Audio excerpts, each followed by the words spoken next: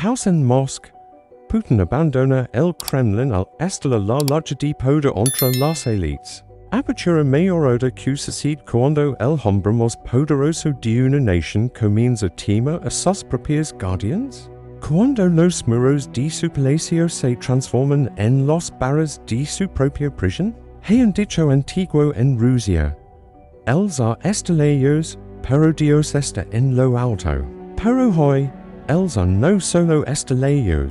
Nadie sabe realmente donde está. Imagina esto, un líder que gobierna desde las sombras, oficinas idénticas construidas en secreto, generales que no saben si la orden que reciben es real o una trampa mortal. Y en el corazón de Moscú, una bomba escondida en un jarrón de flores, esperando silenciosamente en una tumba. Esto no es una película de espías. Esto está sucediendo ahora mismo. Mientras el mundo observa la guerra en Ucrania, otra batalla mucho más peligrosa se libra en silencio dentro de las paredes del Kremlin. Una guerra donde los enemigos no vienen de afuera, sino de adentro. Donde la lealtad se ha convertido en un lujo que nadie puede permitir. La pregunta no es si el sistema colapsará. La pregunta es, ¿quién queda primero? Hoy te revelaré lo que está sucediendo realmente en las profundidades del poder ruso.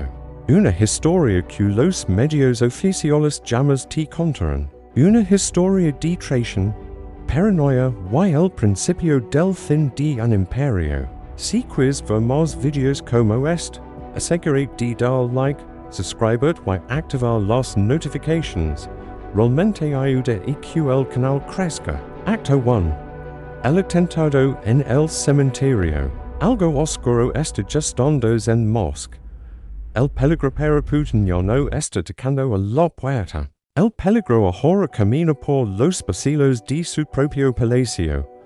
La mañana del 14 de noviembre. El pesado silencio del cementerio Troyekurovskoy en pleno corazón de Moscú fue destrozado por una ola de pánico que reveló uno de los secretos más sombríos de Rusia. El FSB emitió un comunicado oficial, habían evitado un intento de asesinato de alto nivel. El objetivo era Sergei Shoigu, secretario del Consejo de Seguridad de Rusia. Alguna vez el brazo derecho de Putin y su compañero más cercano de vacaciones. Los canales oficiales y el FSB se apresaron a culpa a Ucrania del ataque intentaron cerrar el caso. Rápidamente, según la agencia estatal rusa TASS y moscovsky komsomolets, el Servicio Federal de Seguridad anuncia que había frustrado en el último minuto un sofisticado intento de asesinato dirigido contra Sergei Shoigu. Los detalles técnicos del incidente apuntan a un intento de ejecución dirigido respaldado por inteligencia, más que a un simple acto terrorista rutinario. Según los informes del FSB y la información filtrada, el plan se centraba en las rutinas y sensibilidades emocionales de Shoigu. Los asesinos habían obtenido información de antemano. Shoigu visita y a la tumba de un familiar, probablemente su madre o su padre.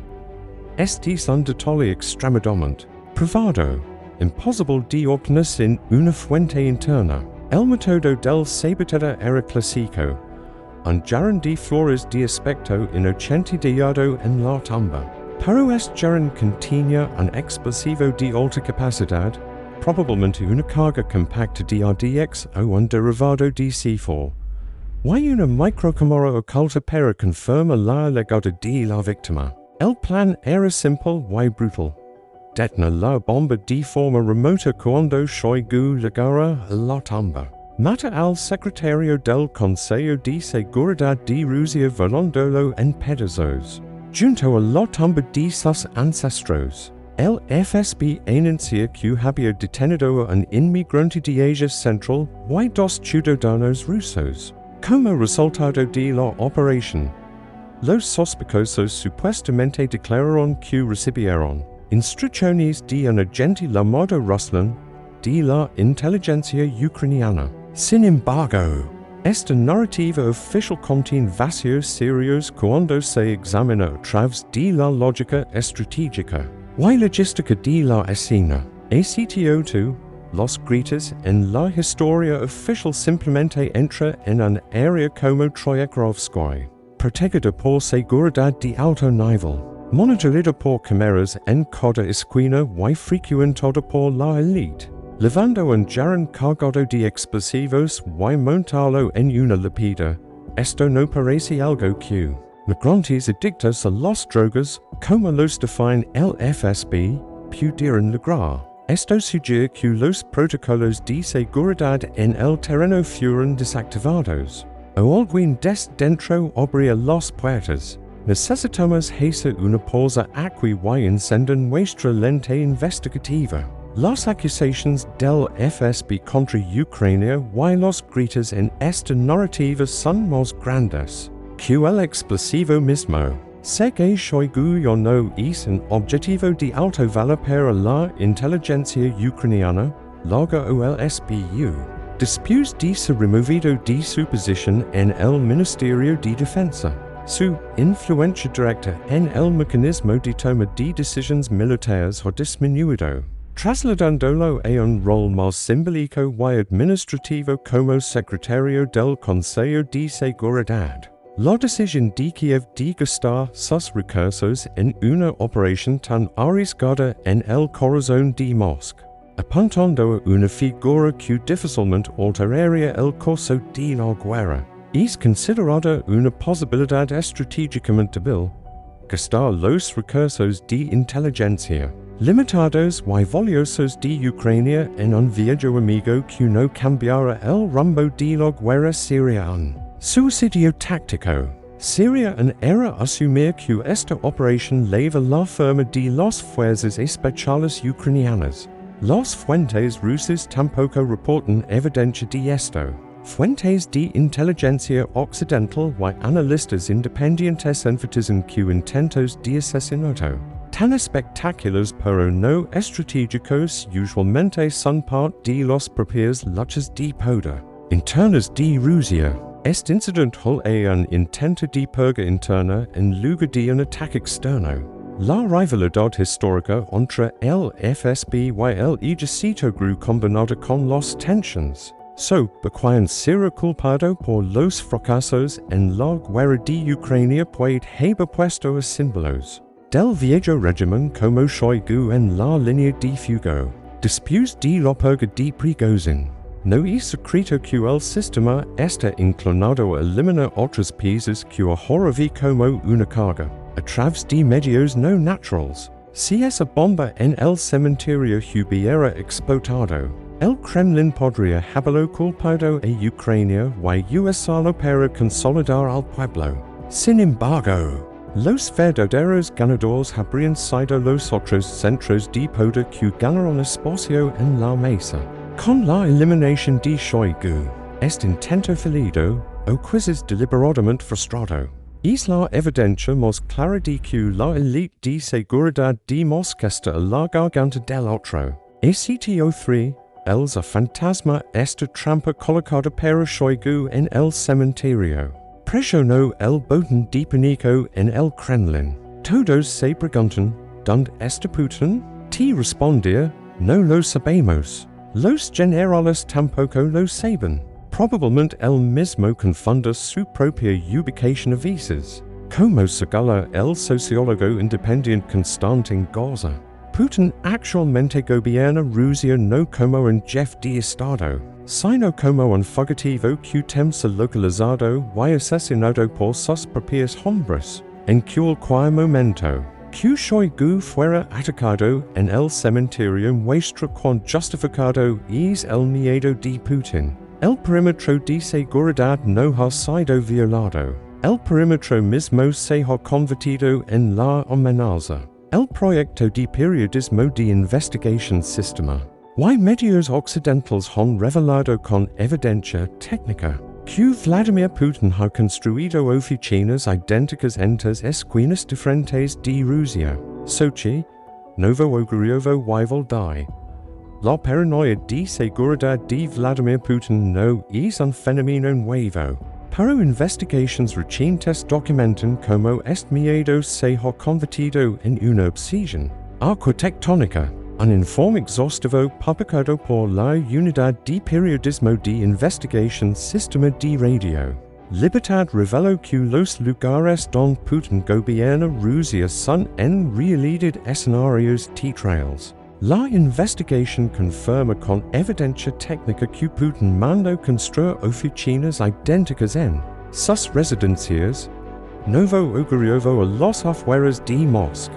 Bochrov Rochi en Sochi en la costa del Mar Negro y el misterioso retiro de Volvo en el norte. Las oficinas en estas tres ubicaciones diferentes fueron diseñadas como copias perfectas al milímetro. Los mismos paneles de madera, el mismo tono de mesas barnizadas, la misma marca de manillas de puerta, e incluso las mismas alfombras patentadas. Esto no era una preferencia de diseño interior, sino una operación de engaño estratégico. El objetivo era simple, que los propios guardias y generales de Putin no supieran dónde estaba físicamente en un momento dado. Esto no es una lección de decoración, esto es una táctica de camuflaje militar. Todo está copiado, desde el patrón del papel tapiz hasta el color del piso de parquet, hasta la disposición de esos famosos teléfonos de comunicación especial color crema sobre el escritorio.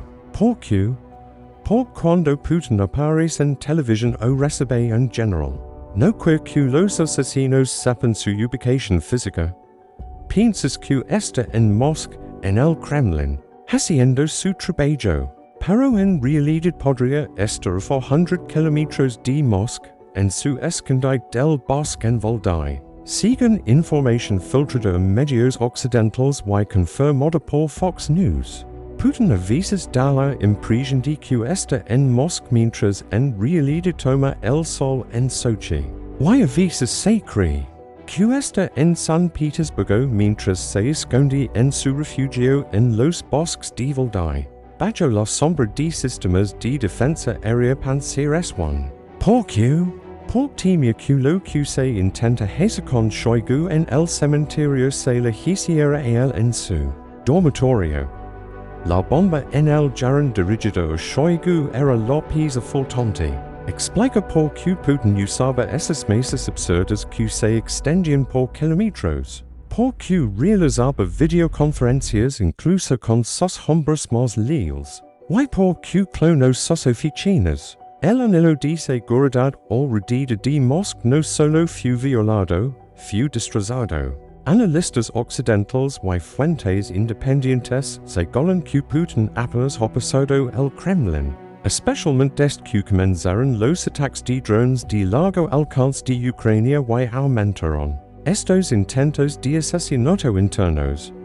Esto no era un protocolo de seguridad de jefe de Estado, era la construcción de una arquitectura paranoica. Temiendo su propia sombra y viendo a todos a su alrededor como potenciales asesinos. Las luces del Kremlin estaban encendidas, pero nadie estaba en casa.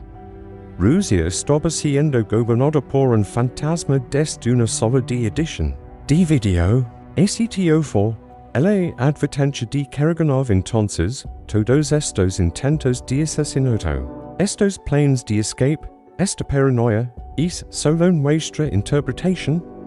No somos los únicos que vemos la magnitud del peligro, incluso aquellos considerados los cerebros del Kremlin están diciendo lo mismo. Alexander Karachev, uno de los estrategas más importantes en el bloque de política interna de Vladimir Putin, emitió una advertencia escalofriante en un informe que prepara y que fue filtrado recientemente.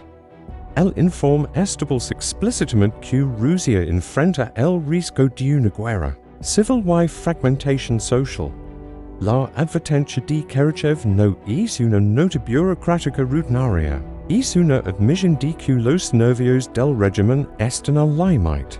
El informe usa frases como pérdida de unidad interna, tensiones étnicas, Y religioses y conflicto intergenerational para enfatiza q Rusia hologado un punto de Quibus similar al de antes de la resolución de 1917 o el colapso caótico de los secos 90. Karachev articula el mayor tema del régimen, la disolución del Estado. Al afirma, hemos experimentado esto al menos dos veces en nuestra historia, en los siglos 17 y XX. Quien puede decir que no volverá a suceder. Esta advertencia sociológica está fundamentada en realidades económicas concretas, contrario a lo que era embellecida de las cifras oficiales. La economía rusa se está deslizando hacia la bancarrota estructural en el cuarto año de la guerra. La inflación está devorando el poder adquisitivo de la gente como un roda, mientras que el aumento de los precios de los alimentos, especialmente para productos básicos como la mantequilla y los huevos, está desencadenando disturbios civiles. Las quiebras corporativas y los despidos masivos ahora surgen, no solo como resultado de los sanciones, sino también como consecuencia del agotamiento de los recursos humanos en las líneas del frente. La muerte o lesión de más de 1 millón de hombres rusos en la guerra ha creado una brecha irreemplazable en el mercado laboral, a medida que el público ve Putin escondido en bunkers a élites, como Shoigu intentando bombardear unos a otros y sus propios hijos muriendo en el frente. La narrativa de la Gran Rusia está dando paso a un instinto de supervivencia. Es terreno social hochi que el conflicto entre las élites sea más peligroso. Si no hay unidad arriba, el caos abajo es inevitable. ¿Qv Karachev? Vi el intento de asesinato contra Shoigu. Vi el vacío de poder creado por Putin escondiéndose en las oficinas gemelas. Vi que las élites ahora se están preparando para la era post-Putin y han comenzado a eliminarse entre sí. Cuando la bomba en el cementerio de Shoigu se combina con la advertencia en el informe de Karachev, el panorama se vuelve claro. El sistema en Rusia está siendo sacudido no por presión externa, sino por decadencia interna. Sitio 5. La guerra silenciosa entre FSB y grupera entiende la anatomía de esta crisis. Necesitamos examinar cómo la pirámide de poder en Moscú se está agrietando y cómo los países se están moviendo. El intento de asesinato contra Sergei Shoigu no es un incidente aislado, sino una manifestación ruidosa de la guerra silenciosa en curso entre el FSB, Servicio Federal de Seguridad y el Ejército, el Ministerio de Defensa. Este conflicto es el juego de ajedrez estratégico más peligroso en la historia moderna de Rusia, y ahora puede estar acercándose a su final. La debilidad del reclamo de un rostro ucraniano detrás de la trama del cementerio puede leerse como la táctica del FSB de enmascarar sus propias operaciones internas. Más grave, si el FSB realmente previno este ataque, podría ser una obra teatral desaguada para enviar a Shoigu el mensaje, te salvamos. Tu vida está en nuestras manos. O, por el contrario, si el ataque fue planeado por una camarera dentro del FSB y fue expuesto por otra unidad, o debido a incompetencia, esto demostraría divisiones dentro de los servicios de seguridad.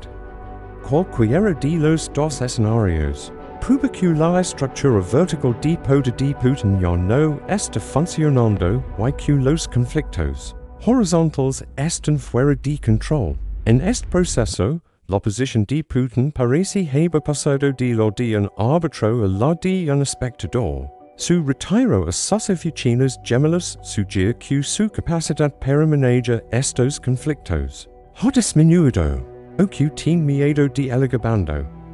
Cuando la élite siente que el se está debilitando, se disponen a asegurar su propia justicia y seguridad. La bomba dirigido a Shoigu y un mensaje sangriento enviado a los otros jugadores en la mesa. Patrushev, Bortnikov, Zolotov, etc. Nadie es intocable. Este conflicto interno está paralizando el aparato estatal ruso.